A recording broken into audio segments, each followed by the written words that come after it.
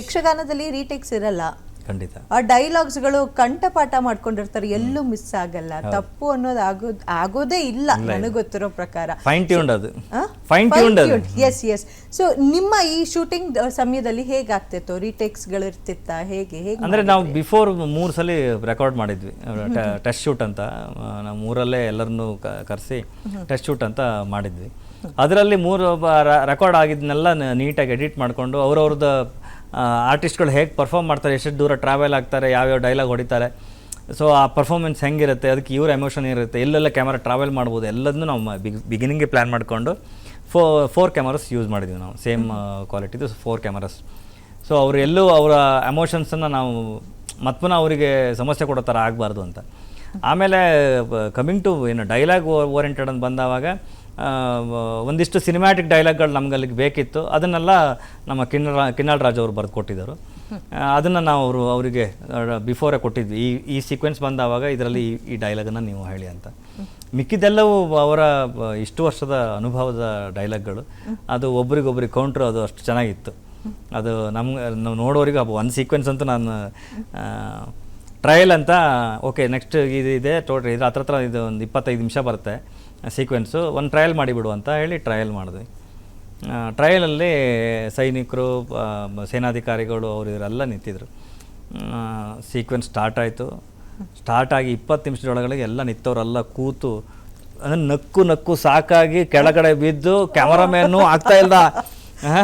ನಮ್ಗೆ ಮೊದಲೇ ಗೊತ್ತಿತ್ತು ಈ ಸೀಕ್ವೆನ್ಸನ್ನು ನಾವು ನೋಡಿದ್ದೀವಿ, ಬಟ್ ಉಳಿದವ್ರಿಗೆಲ್ಲ ಹೊಸ್ತಲ್ಲ. ಸೊ ನಾವು ಒಳ್ಳೇದಾಯ್ತು ಟೇಕ್ ಮಾಡದೇ ಇದ್ದಿದ್ದು. ಟೇಕ್ ಮಾಡಿದ್ರೆ ಟೇಕು ಆಗಲ್ಲ ಇದು. ಎಲ್ಲ ಬಿದ್ದು ನಕ್ಕಿ ಅವ್ರ ಪಕ್ಕದಲ್ಲಿ ಕೂತವ್ರಂತೂ ಆ್ಯಕ್ಚುಲಿ ಜೂನಿಯರ್ಸ್ ಒಂದಿಷ್ಟು ಜನ ಬಂದಿದ್ರು. ಅದ್ರಲ್ಲಿ ಒಬ್ರಿಗೊತ್ತು ಆಗ್ತಾ ಇಲ್ಲ ಸರ್ ನಾವು ಸೀಕ್ವೆನ್ಸ್ ಬಿಡ್ತಾ ಇಲ್ಲ ಅಂದರೆ ಟ್ರಯಲ್ ಅಲ್ಲ ಹೆಂಗು ಅಂತ ಹೇಳಿ ಅವನು ನಕ್ಕು ಸಾಕಿ ಹೊಟ್ಟೆಯಲ್ಲಿ ಹಿಡ್ಕೊಂಡು ಕೆಳಗಡೆ ಕೂತು ಆ ಥರ ಆಗಿತ್ತು ಸೀಕ್ವೆನ್ಸ್. ಅದು ಸೆಕೆಂಡ್ ಹಾಫಲ್ಲಿ ಬರುತ್ತೆ. ಅದು ಅದ್ಭುತ ಸೀಕ್ವೆನ್ಸ್ಗಳವಲ್ಲ ಎಲ್ಲವೂ. ಒಂದು ಅಂದರೆ ಆ ಕಾಲಘಟ್ಟದಿಂದ ಅದರ ಗಟ್ಟಿತನ ಅದು. ಒಂದು ಸ್ಕ್ರೀನ್ ಪ್ಲೇನ ಏನು ಫೈನ್ ಟ್ಯೂನ್ ಜನರ ಎದುರಿಗೆ ಪ್ರದರ್ಶನ ತೋರಿಸಿ ಅದರಲ್ಲಿ ಯಾವುದು ವರ್ಕ್ ಆಗುತ್ತೆ ಯಾವುದು ವರ್ಕ್ ಆಗಲ್ಲ ಅನ್ನೋದು ಅದನ್ನು ಏನು ಡಿಫೈನ್ ಮಾಡಿ ಒಂದು ಫೈನ್ ಟ್ಯೂನ್ ಆಗಿದೆ. ಅದು ದಟ್ಸ್ ಕಾಲ್ಡ್ ಯಕ್ಷಗಾನ. ಅಂದರೆ ನಾವು ಹೊಸದಾಗಿ ಏನು ಮಾಡುವಂಥ ಅಗತ್ಯ ಇಲ್ಲ. ಅಷ್ಟೊಂದು ಕಥೆಗಳಿದೆ. ಹೌದು, ಅಷ್ಟೊಂದು ಕಥೆಗಳಿದೆ, ಲಕ್ಷಗಟ್ಟಲೆ ಕೋಟಿಗಟ್ಟಲೆ ಕಥೆಗಳಿದೆ. ಯಾಕೆ ಇದೇ ಕಥೆನ ಆಯ್ಕೆ ಮಾಡ್ಕೊಂಡಿದ್ದು? ಈ ಕತೆ ಒಳ್ಳೆ ಪಾಯಿಂಟ್ ಕೇಳಿದ್ರೆ, ಈ ಕತೆ ಯಾಕಂತ ಹೇಳಿದ್ರೆ ಈ ಕಥೆಯಲ್ಲಿ ನನ್ನನ್ನು ನಾನು ನೋಡ್ಕೊಂಡಂಗಾಯ್ತು. ಸೊ ಒಂದು ಏನಂತಾರೆ, ಒಂದು ಬೀದಿ ಸೈಡಲ್ಲಿರುವಂಥ ಒಬ್ಬ ಭಿಕ್ಷುಕ ಒಂದು ಕುಂತಳದ ರಾಜನಾಗ್ತಾನೆ. ಸೊ ಹೇಗೆ ಸಾಧ್ಯ ಇದು? ಇದರಲ್ಲಿ ಅವನ ಡೆಡಿಕೇಶನ್ ಇರೋದ್ರಿಂದ ಮಾತ್ರ ಸಾಧ್ಯ. ಅವನು ಏನು ದೇವರನ್ನು ನಂಬ್ಕೊಂಡಿರೋದಕ್ಕಿಂತ ಮಾತ್ರ ಸಾಧ್ಯ. ಅವನು ಏನು ಗುರಿಕಾರ ಆಗಿರೋದ್ರಿಂದ ಮಾತ್ರ ಸಾಧ್ಯ. ಇಲ್ದಿದ್ರೆ ಅದೆಲ್ಲ ಅಚೀವ್ಮೆಂಟ್ ಮಾಡ್ಲಿಕ್ಕೆ ಸಾಧ್ಯ ಇಲ್ಲ. ಸಮಯ ಪ್ರಜ್ಞೆ ಇರಬೇಕು.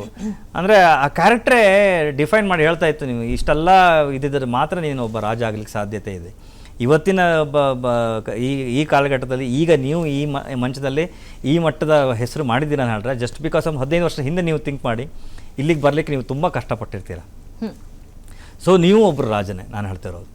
ಸೊ ಪ್ರತಿಯೊಬ್ಬರು ಆ ದಿಕ್ಕಿನಲ್ಲಿ ಬಂದು ಇಲ್ಲಿ ತನಕ ಬಂದಿರೋ ಎಲ್ಲರೂ ವೀರಚಂದ್ರಹಾಸರೇ ಅಂತ ನನ್ನ ಲೆಕ್ಕದಲ್ಲಿ. ಯಾಕಂದರೆ ಆ ಕ್ಯಾರೆಕ್ಟರ್ ನೋಡಿದವಾಗ ನನಗೆ ಅವನ ಲೈಫ್ ಸ್ಟೈಲನ್ನೆಲ್ಲ ಓದಿದಾಗ ಪುರಾಣದಲ್ಲಿ ಬರುತ್ತೆ, ಅರ್ಜುನಿಗೆ ಸೈನ್ಯಗಳ ಕೊರತೆ ಇರುತ್ತೆ.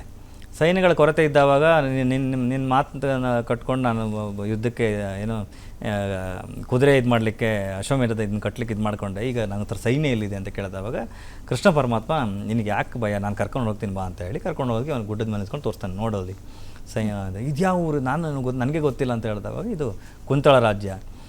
ಇಲ್ಲಿದ್ದು ಯಾರು ರಾಜ ಅಂತ ಕೇಳಿದ್ರೆ ಅವನು ಚಂದ್ರಹಾಸ ಅಂತ. ಅವನ ಹತ್ರ ಎಷ್ಟು ಅಕ್ಷೋಹಿಣಿ ಸೈನ್ಯ ಇದೆ ಅಂತ ಅವನಿಗೆ ಗೊತ್ತಿಲ್ಲ. ಆ ಮಟ್ಟದ ಸೈನ್ಯವನ್ನು ತಯಾರು ಮಾಡಿದವನು ಅವನು. ಪ್ರತಿಯೊಬ್ಬರಿಗೂ ಅಂದರೆ ಒಬ್ಬ ರಾಜ ಹೇಗಿರಬೇಕು ಅಂತ ಅವನು ನೋಡಿ ಕಲಿಬೇಕು ಅಂತ ಹೇಳಿ ಅವನ ಹತ್ರಕ್ಕೆ ಹೋಗ್ತಾರೆ.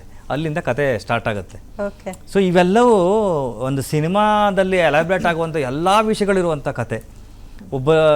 ನನಗೊಂಥರ KGF ಅಂತ ಅನ್ಸ್ಬಿಡ್ತು ನನಗೆ. ಅಂದರೆ ಇವನು ಹಿಂಗಿದ್ದ ಅಂತ ಬಿಗಿನಿಂಗೇ ಇನ್ಫಾರ್ಮೇಷನ್ ಕೊಟ್ಟು, ರಾಕಿ ಬಗ್ಗೆ ಇನ್ಫಾರ್ಮೇಷನ್ ಕೊಟ್ಟಾವಾಗ ಒಂದು ಆದಂಥ ಫೀಲ್ ಏನಿತ್ತು ಅದು ನನಗೆ ಈ ಕಥೆಯಲ್ಲಿ ಸಿಕ್ತು. ಸೊ ಅದಾದಮೇಲೆ ಪ್ರತಿ ಕಥೆನೂ ಈ ಥರದ ಎಲಿಮೆಂಟ್ಗಳಿರಬೇಕು. ಅಂದರೆ ಡೌನ್ಫಾಲಿಂದ ಅಪ್ಪು ಬಂದಂಥ ಒಂದು ಕತೆ. ಅಂದರೆ ಇದು ಪ್ರತಿಯೊಬ್ಬ ಇವತ್ತಿನ ಯಂಗರ್ ಜನ್ರೇಷನ್ಗಳಿಗೆ ನಿನ್ನ ಸ್ಟ್ರಗಲ್ ಇದ್ದರೆ, ನೀನು ಗುರಿ ಇಟ್ಕೊಂಡು ನೀನು ಮುಂದೆ ಹೋಗಿದ್ದಿದ್ರೆ, ಡೆಡಿಕೇಶನ್ ಇದ್ದದಿದ್ರೆ ಖಂಡಿತ ಸಕ್ಸಸ್ ಸಿಕ್ಕೇ ಸಿಗುತ್ತೆ. ಇನ್ಸ್ಪೈರಿಂಗ್ ಸ್ಟೋರಿ ಹೌದು, ಆಗುತ್ತೆ. ಖಂಡಿತ. ಓಕೆ, ಎಲ್ಲದನ್ನೂ ಕಣ್ಣಿಗೆ ಹೊತ್ಕೊಂಡಂಥ ಚಂದ್ರಹಾಸ. ಏನೇ ಬರಲಿ, ಪಾಲಿ ಬಂದದನ್ನ ಅವನು ಎಲ್ಲೂ ಬಿಡಲಿಲ್ಲ. ಪಾಲಿ ಬಂದು ಎಲ್ಲದನ್ನೂ ಅಸ್ಯೂಮ್ ಮಾಡಿಕೊಂಡು ಇದು ನನಗೆ ಬರೆದಿದ್ದು ಅಂತ ಹೇಳಿ ಮುಂದೋದು. ಓಕೆ, ಸೊ ಚಂದ್ರಹಾಸ ಯಕ್ಷಗಾನದಲ್ಲಿ ದೇವಿ ದರ್ಶನ ಆಗತ್ತೆ, ಹೌದು. ಇದ್ರಲ್ಲೂ ಆಗತ್ತಾ? ಖಂಡಿತ ಖಂಡಿತ ಖಂಡಿತ. ನೀವು ಯಕ್ಷಗಾನದಲ್ಲಿ ಏನೆಲ್ಲ ಪಾಯಿಂಟ್ಗಳನ್ನು ನೋಡಿದ್ದೀರಾ ಅದೆಲ್ಲ ಇದೆ. ಅದ್ರ ಜೊತೆಗೆ ಇನ್ನೊಂದಿಷ್ಟು ನಾವು ಹರಿಕಥೆಯಲ್ಲಿ ಆಗಿರಲಿ, ಏನು ಪುರಾಣದ ಪುಸ್ತಕಗಳಿಗೆ ಒಂದಿಷ್ಟು ವಿಷಯಗಳನ್ನು ಕೇಳಿದ್ದಾಗಿರಲಿ, ಇದೆಲ್ಲವನ್ನ ಇನ್ನೊಂದಿಷ್ಟು ಅದರಲ್ಲಿ ಸೇರ್ಪಡಿಸಿ ಇನ್ನೊಂದಿಷ್ಟು ಆ ಕ್ಯಾರೆಕ್ಟರ್ನ ನೀವು ಇಷ್ಟಪಡೋದ ರೀತಿಯಲ್ಲಿ ಆ ಕ್ಯಾರೆಕ್ಟರ್ ಇನ್ನೊಂದಿಷ್ಟು ನಿಮ್ಮ ಮನದಾಳದಲ್ಲಿ ಕೂತ್ಕೊಳ್ಳೋ ಥರದಲ್ಲಿ ನಾವು ಮಾಡಿದ್ವಿ. Super sir. ಯಕ್ಷಗಾನ ಅಂದ ತಕ್ಷಣ ಆ ಸೌಂಡು, ಆ ಭಾಗವತರ ಹಾಡೋದು, ಅದೆಲ್ಲ ಒಂದು ಕಿಕ್ಕು ಮಜಾ ಕೊಡುತ್ತೆ. ಸೊ ಇದ್ರಲ್ಲಿ ನಿಮ್ದು ಕೂಡ ಕೈ ಚಳಕ ಇರುತ್ತೆ ಈ ಚಿತ್ರದಲ್ಲಿ. ಸೊ ಅದ್ ಎಷ್ಟು ಚೆನ್ನಾಗಿ ಮೂಡ್ ಬಂದಿದೆ, ಹೇಗೆ ಅದನ್ನ ನೀವು ಸ್ಟ್ರಕ್ಚರೈಸ್ ಮಾಡಿದ್ದೀರಿ? ಖಂಡಿತ ತುಂಬ ಚಾಲೆಂಜಿಂಗ್ ನನ್ನ ಡಿಪಾರ್ಟ್ಮೆಂಟ್. ಯಾಕಂದರೆ ಬಾಕಿ ಇದರಲ್ಲಿ ನಾವು ಬಳಸಿರೋ ಥರ ಏನು ಮ್ಯೂಸಿಕ್ಗಳನ್ನ ಇಲ್ಲಿ ಬಳಸ್ಲಿಕ್ಕೆ ಸಾಧ್ಯ ಇಲ್ಲ. ಇಲ್ಲಿ ಹಿಮ್ಮೇಳದ ಏನು ಸೌಂಡ್ ಇದೆ, ಚಂಡೆ, ಮದ್ಲೆ, ತಾಳ, ನಮ್ಮಲ್ಲಿ 2 ತಾಳಗಳಿದೆ. ಒಂದು ತೆಂಕಿನ ತಾಳಗಳು ಇದೆ, ನಮ್ಮ ಬಡಗಿನ ತಾಳವೂ ಇದೆ. ಎರಡನ್ನೂ ಅದಾದ್ಮೇಲೆ ಜಾಗಟೆ ಇದೆ. ಇದಿಷ್ಟು ಇನ್ಸ್ಟ್ರೂಮೆಂಟ್ಗಳನ್ನು ಇದನ್ನು ಹೊರತುಪಡಿಸಿ ನಾನು ಬೇರೆ ಯಾವುದನ್ನು ತರೋಕ್ಕಾಗಲ್ಲ. ಸೊ ಇದನ್ನು ಹೇಗೆ ಇದನ್ನು ಮಾಡ್ರೇಟ್ ಮಾಡೋದು, ಇದನ್ನು ಏನು ಆ ಎಲಿವೇಟೆಡ್ ನಿಮಗೆ ಥಿಯೇಟ್ರಲ್ಲಿ ಆ ವೈಬ್ರೇಷನ್ ಸಿಗಬೇಕು. ಸೊ ರೆಕಾರ್ಡ್ ಮಾಡೋಕ್ಕೆ ಸ್ಟಾರ್ಟ್ ಮಾಡಿದ್ವಿ. ನಾರ್ಮಲಾಗಿ ನನ್ನ ಸಿನಿಮಾಗಳೆಲ್ಲ ಒಂದು 600-700 ಟ್ರ್ಯಾಕ್ಗಳು ನಾವು ರೆಕಾರ್ಡ್ ಮಾಡ್ತೀವಿ ಎಲ್ಲ ಸೇರಿಸಿ. ಸೊ ಇಲ್ಲಿ ರೆಕಾರ್ಡ್ ಆಗ್ತಾ ಹೋಯಿತು. Day 1, day 2, day 3, day 4, day 5 ಈ ಥರ ರೆಕಾರ್ಡ್ ಆಗ್ತಾ ಹೋಯಿತು. ಹತ್ತಿರ ಹೋಗಿ ಚಂಡೆ ಮೊದಲಿಗಳ ಟ್ರ್ಯಾಕು ಹತ್ರ 1600 1700 ಟ್ರ್ಯಾಕ್ ಆಯಿತು. ಓ ಮೈ ಗಾಡ್. ಸೊ ಅಷ್ಟು ಸೌಂಡು ನಿಮಗೆ ಥಿಯೇಟ್ರಲ್ಲಿ ಕೇಳಲಿಕ್ಕೆ ಸಿಗುತ್ತೆ. ಇದು ನಿಮ್ಮ ಮೊಬೈಲಲ್ಲಿ ಸಿಗಲ್ಲ. ಸೊ ಥಿಯೇಟರ್ನಲ್ಲಿ ಕುರ್ಚಿ ಮೇಲೆ ಕೂತವ್ರಿಗೊಂಥರ ಥ್ರಿಲ್ಲಿಂಗ್ ಮೂಮೆಂಟ್ ಆಗೋದು 200%. ಅದಾದ್ಮೇಲೆ ಇನ್ನೊಂದು ಶಾಕಿಂಗ್ ಎಲಿಮೆಂಟ್ ನನಗೆ ಆಗಿದ್ದು, ಇದನ್ನೆಲ್ಲ ರೆಕಾರ್ಡ್ ಮಾಡಿ ಅದನ್ನು ನೀಟಾಗಿ ಏನು ಕ್ಲೀನಪ್ ಎಲ್ಲ ಮಾಡಿಕೊಂಡು ನಂದು ಸೌಂಡ್ಸ್ಗಳನ್ನೆಲ್ಲ ಪ್ರೋಸೆಸ್ ಮಾಡೋ ಯು ಎಸ್ ಟೀಮಿಗೆ ಕಳಿಸ್ಕೊಟ್ಟೆ. ಅಲ್ಲಿ ಹೋದ್ಮೇಲೆ ಅದು ಪ್ರೋಸೆಸ್ ಆಗಿ ಬಂದಾದ್ಮೇಲೆ ಅನ್ಕಂತು ಕಾಲರ್ ಪಟ್ಟಿಯೆಲ್ಲ ಮೇಲೆ ಹಾಕಿ ನಾನು ಫಸ್ಟ್ ಸ್ಪೀಕರಲ್ಲಿ ಕೇಳಿದವಾಗ ಒಂದು ಖುಷಿಯಾಗಿದ್ದ ರೀತಿಯೇ ಬೇರೆ. ಅಯ್ಯೋ ನಮ್ಮ ಸೌಂಡ್ ಇಡೀ ಪ್ರಪಂಚದ ಸೌಂಡನ್ನು ಮೆಟ್ಟೋಷ್ಟು ತಾಕತ್ತಿದೆ ಅಂತ ನನಗನ್ನಿಸ್ತು. ಅದಾದಮೇಲೆ ಅದರಲ್ಲಿ ಈಗ ಮೊದಲೇ ಸೌಂಡಲ್ಲಿ ಇರುವಂಥ ಕಿಕ್ಕು ನಮ್ಮ ಯಾವ ಇದಕ್ಕೂ ಕಮ್ಮಿ ಇಲ್ಲ, ಅದನ್ನೆಲ್ಲ ಮೀರಿಸೋವಂಥ ಕಿಕ್ಕಿತ್ತು. ಅದರಲ್ಲೇ ಅದನ್ನು ತೆಗೆದು ಅದನ್ನೇ ಇನ್ನೂ ಫ್ರೀಕ್ವೆನ್ಸಿಗಳನ್ನು ಟ್ವೀಕ್ ಮಾಡಿ ಅವರು ಅದರಲ್ಲೇ 808 ಕಿಕ್ಕನ್ನು ಕ್ರಿಯೇಟ್ ಮಾಡಿಕೊಟ್ಟಿದ್ರು. ಇಡೀ ಥಿಯೇಟ್ರು ಅಲ್ಲಾಡುತ್ತೆ. ಅಂದರೆ ನಮ್ಮ ಕಲ್ಚರಲ್ಲಿ ಇಷ್ಟೊಂದು ಇದೆ ಅಂತ ಹೇಳಿ ವೆರಿ ರಿಚ್ ಆಕ್ಚುಲಿ ಕಲ್ಚರ್. ಅದು ನನ್ನ ಐ ಓಪನರ್ ಇದು. ಅಂದರೆ ಎಲ್ಲ ಆ್ಯಂಗಲಲ್ಲೂ ಒಂದು ಸಿನಿಮಾ ವಿಷನರಿ ಪಾಯಿಂಟಲ್ಲಿ ಆಗಿರಲಿ ಅಥವಾ ಏನು ಶಬ್ದ ವಿನ್ಯಾಸದಲ್ಲಾಗಿರಲಿ ಇದೊಂದು ಹೊಸ ಆಯಾಮ. ಖಂಡಿತವಾಗ್ಲೂ ನಾನಂತೂ ಇದರಿಂದ ತುಂಬ ಎಕ್ಸೈಟ್ ಆಗಿದ್ದೀನಿ, ತುಂಬ ಕಲ್ತ್ಕೊಂಡಿದ್ದೀನಿ. Very nice sir. ಹಾಗೆ ತಾವು ಶ್ರದ್ಧಾ ಭಕ್ತಿಯಿಂದ ಶೂಟಿಂಗ್ ಸ್ಪಾಟ್ಗೂ ಹೋಗ್ತಿದ್ರಿ. ಸೊ ಚಪ್ಪಲಿ ಧರಿಸ್ತಿರ್ಲಿಲ್ಲ, ಪಂಚೆ ಉಡ್ಕೊಂಡು ಮಾಡ್ತಿದ್ರಿ, ಆ ಪೂಜೆ ಮಾಡೇ ಎಲ್ಲ ಸ್ಟಾರ್ಟ್ ಮಾಡ್ತಿದ್ರಿ ಅನ್ನೋದನ್ನು ನಾನು ಕೇಳ್ಪಟ್ಟೆ. ಬಹಳ ಖುಷಿ ಆಯ್ತು. ಸೊ ಆ ಶ್ರದ್ಧೆ ಭಕ್ತಿಗೆ ಪ್ರೇಕ್ಷಕ ಮಹಾಪ್ರಭು ಉತ್ತರ ಕೊಡ್ತಾನೆ ಅನ್ನೋದು ನನ್ನ ಆಶೆ. ಖಂಡಿತ.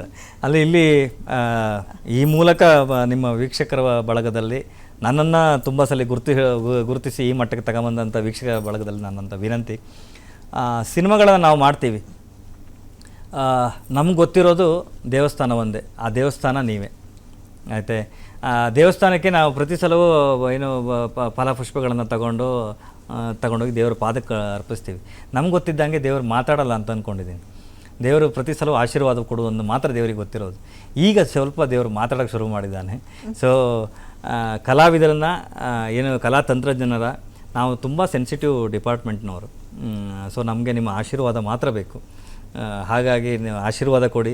ಪ್ರತಿಯೊಂದು ಸಿನಿಮಾಗಳಿಗೂ ನಿಮ್ಮ ವಿಶಸ್ಸಲ್ಲಿ ನಿಮಗೆ 1000 ದಿಕ್ಕಿರ್ಬೋದು, ಆದರೆ ಒಬ್ಬ ಕಲಾವಿದನಿಗೆ ಕಲಾ ತಂತ್ರಜ್ಞಾನಿಗೆ ನೀವು ಒಬ್ಬರೇ ದಿಕ್ಕು. ನಮಗೆ ಬೇರೆ ಎಲ್ಲೂ ಡೋರೇ ಇಲ್ಲ, ನಮ್ಗೆ ಡೋರ್ ಇಪ್ಪದು ನಿಮ್ಮದು ಒಂದೇ. ಸೊ ಹಾಗಾಗಿ ಪ್ರತಿಯೊಂದು ಸಿನಿಮಾಗಳನ್ನು ಚಿತ್ರಮಂದಿರದಲ್ಲಿ ಬಂದು ನೋಡಿ, ನಾವು ಮಾಡಿದಂಥ ಕೆಲಸಗಳು ನಿಮ್ಮ ಪ್ರಶಂಸೆಗಳು ಸಿಗಲಿ. ಇದೇ 18ನೇ ತಾರೀಕು ವೀರಚಂದ್ರಹಾಸ ಎಲ್ಲ ಚಿತ್ರಮಂದಿರದಲ್ಲಿ ರಿಲೀಸ್ ಆಗ್ತಾ ಇದೆ. ಒಂದು ಖುಷಿ ವಿಚಾರ ಅಂತ ಹೇಳಿದ್ರೆ ಚಂದ್ರಹಾಸ, ವೀರಚಂದ್ರಹಾಸ ಅನ್ನುವಂಥದ್ದು ಕನ್ನಡ ಬಿಟ್ಟು ಈಗ ತೆಲುಗುಗೂ ಆಗ್ತಾ ಇದೆ. Wow, so congratulation. ನಿನ್ನೆ ಬಂದಂಥ ಒಂದು ಅಪ್ಡೇಟು, ಒಬ್ಬರಿಗೆ ಶೋರಿಲ್ ತೋರಿಸಿದವಾಗ ಅವ್ರು ತುಂಬ ಖುಷಿಪಟ್ಟು, ವೆಸ್ಟ್ ಗೋದಾವರಿ ಕಡೆ ಈ ಥರದ ಇದೆಯಂತೆ. ಸೊ ತುಂಬ ಖುಷಿ ಆಯಿತು ಅಂತ ಹೇಳಿ ತೆಲುಗು ನಾವು ಮಾಡ್ಕೊತೀವಿ ಇದನ್ನು ಡಬ್ಬಿಂಗ್ ಅಂತ ಹೇಳಿ ಮಾಡ್ಕೊಂಡಿದ್ದಾರೆ. Super super. ಬದಲಾವಣೆಗಳು, ಡೆವಲಪ್ಮೆಂಟ್ಗಳು ನಡೀತಾನೆ ಇದೆ, ಭಾಳ ಖುಷಿ ಆಗುತ್ತೆ. ಇದು ಒಂದು ಸಿನಿಮಾ ಅನ್ನೋದಕ್ಕಿಂತ ಇಂಪಾರ್ಟೆಂಟು ನಮ್ಮೆಲ್ಲರ ಜವಾಬ್ದಾರಿ. ಯಕ್ಷಗಾನವನ್ನು ವಿಶ್ವಗಾನ ಮಾಡಬೇಕು, ಯಕ್ಷಗಾನವನ್ನು, ನಮ್ಮ ಕಲೆಯನ್ನು ಎಲ್ಲರೂ ಇದನ್ನು ನೋಡೋ ಥರ ಆಗಬೇಕು. ಮೊದಲಿಗೆ ನಮ್ಮ ಕರ್ನಾಟಕದ ಭಾಗದವರು, ಕರ್ನಾಟಕದ ಕರಾವಳಿ ಬಿಟ್ಟು ಉಳಿದ ಭಾಗದವರು ಎಲ್ಲರೂ ಇದ್ದೀರಿ. ಎಲ್ಲರೂ ಒಂದ್ಸಲಿ ನಮ್ಮ ಕಲಾವಿದರ ಬಗ್ಗೆ, ನಮ್ಮ ಈ ಕಲೆಯ ಬಗ್ಗೆ ಸ್ವಲ್ಪ ಗಮನ ಹರಿಸಿ ಎಲ್ಲರೂ ಸೇರಿ ಯಕ್ಷಗಾನದ ರಥವನ್ನು 18ನೇ ತಾರೀಕು ಯಕ್ಷ ಹಬ್ಬ ಆಚರಿಸಿ ಯಕ್ಷ ರಥವನ್ನು ಎಳೆಯೋಣ, ಇಡೀ ಪ್ರಪಂಚಕ್ಕೆ ಯಕ್ಷಗಾನವನ್ನು ತೋರಿಸೋಣ ಅಂತ ಹೇಳಲಿಕ್ಕೆ ಇಷ್ಟಪಡ್ತೇನೆ. ಥ್ಯಾಂಕ್ ಯು ಸೋ ಮಚ್ ನಮ್ಮ ಕಾರ್ಯಕ್ರಮಕ್ಕೆ ಭಾಗಿಯಾಗಿದ್ದಕ್ಕೆ ಆ್ಯಂಡ್ ಕಂಗ್ರ್ಯಾಚುಲೇಷನ್ಸ್. ಬಿಡುಗಡೆ ಆಗೋಕ್ಕಿಂತ ಮುಂಚೆನೆ ಬಹಳಷ್ಟು ಪಾಸಿಟಿವ್ ಕೊಟೇಶನ್ಸ್ ಕೇಳಿ ಬರ್ತಾ ಇದೆ ತಮ್ಮ ಕಡೆಯಿಂದ. ಸರ್, ಕೊನೆಯದಾಗಿ ನಮ್ಮ ಗ್ಯಾರಂಟಿ ನ್ಯೂಸ್ ವೀಕ್ಷಕರಿಗೆ ಚಂದ್ರಹಾಸದ ಏನೂ ನೀವು ಬಿಟ್ಕೊಟ್ಟಿಲ್ಲ, ಯಾವ್ದಾದ್ರು ಒಂದು ಲೈನ್ ಸರ್ ನಮ್ಮ ಪ್ರೇಕ್ಷಕರಿಗೋಸ್ಕರ ಏನು ಹೇಳೋದು ಸರ್? ಯಾವ್ದೋ ಆ ಮ್ಯೂಸಿಕ್ ಲೈನ್ ಆಗಿರುತ್ತೆ, ಒಂದೇ ಒಂದು ಲೈನ್. ಭವ್ಯ ಪುರಾಣದ ವೀರಚರಿತೆಯ ಸುಂದರ ಇತಿಹಾಸ, ನವ್ಯ ಸೊಬಗಿನಲ್ಲಿ ಕಣ್ಣಿಗೆ ಕಾಣುವ ವೀರಚಂದ್ರಹಾಸ, ಇದು ಸುಂದರ ಇತಿಹಾಸ, ಇವ ವೀರಚಂದ್ರಹಾಸ. Wow, amazing. ಎನಿವೇಸ್ ಪ್ರೇಕ್ಷಕರೇ, ಕ್ಯಾಲೆಂಡರ್ನಲ್ಲಿ ಟಿಕ್ ಮಾಡ್ಕೊಬಿಡಿ, 18ನೇ ತಾರೀಕು ಮಿಸ್ ಮಾಡ್ದಿರಾ ವೀರಚಂದ್ರಹಾಸ ಚಿತ್ರಮಂದಿರಕ್ಕೆ ಹೋಗಿ ಚಿತ್ರವನ್ನ ನೋಡಿ ನಿಮ್ಮ ಅಭಿಪ್ರಾಯನ ತಿಳಿಸ್ಕೊಡಿ ಅಂತ ಹೇಳ್ತಿದ್ದೀನಿ. ಥ್ಯಾಂಕ್ ಯು ಸೋ ಮಚ್ ಕಾರ್ಯಕ್ರಮದಲ್ಲಿ ಭಾಗಿಯಾಗಿದ್ದಕ್ಕೆ. All the very best and congratulation. Thank you. ಸೊ ನೋಡೋದ್ರಲ್ಲ, ಇದಾಗಿತ್ತು ಇವತ್ತಿನ ವಿಶೇಷ ಕಾರ್ಯಕ್ರಮದಲ್ಲಿ ನಮ್ಮ ಜೊತೆ ಇದ್ದಿದ್ದು ರವಿ ಬಸ್ರೂರವರು. ನಾವು ಮಾತಾಡ್ತಿದ್ದು ವೀರಚಂದ್ರಹಾಸ ಚಿತ್ರದ ಬಗ್ಗೆ. ಮತ್ತೆ ನಾನು ಸಿಗ್ತೀನಿ ಮುಂದಿನ ಕಾರ್ಯಕ್ರಮದಲ್ಲಿ. Until then, this is Adarshini along with Ravi Basrur sir, signing off. ನಮಸ್ಕಾರ.